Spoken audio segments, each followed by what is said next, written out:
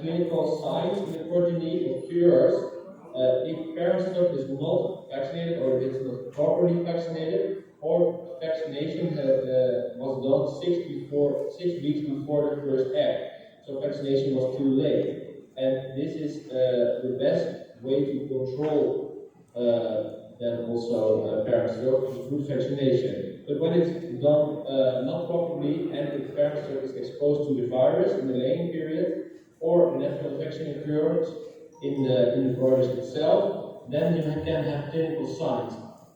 So actually, when you see problems with this virus, there's always a problem in the parent stock and they are not well protected. So the best way to prevent problems like this from happening is a good parent stock health and good vaccination scheme, and then this is a problem that can be controlled. Broilers itself suffering from this problem cannot be saved.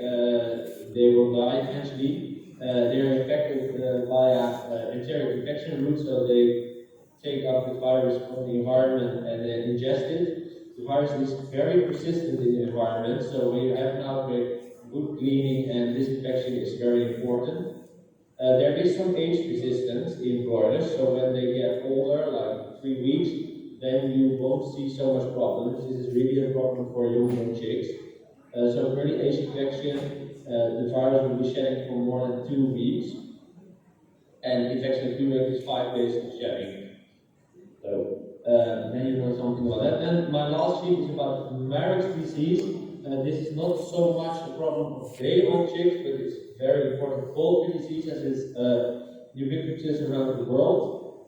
Also, the Marek virus is very persistent in the surroundings because it's in the feather dust, and clinical signs of infected birds are in different forms. So you can have lymphomas, but there's also a persistent neurological form, and you can see then ocular lesions, skin lesions, and a vascular disease. And what it makes a very difficult disease is that it also is an immunosuppressive disease.